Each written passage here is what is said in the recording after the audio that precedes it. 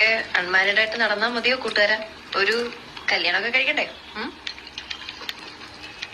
അതെ, അതിനെ കുറിച്ച് തന്നെയാണ് ഞാനും ആലോചിക്കുന്നത്.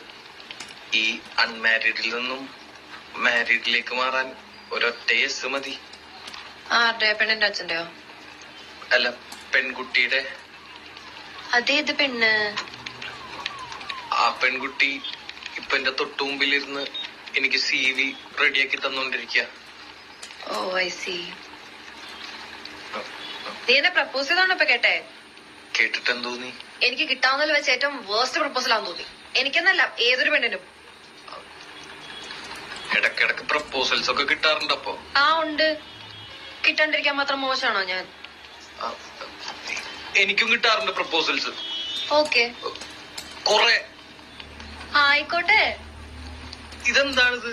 എന്തു പറഞ്ഞാലും ഒരു കുലുക്കമില്ല.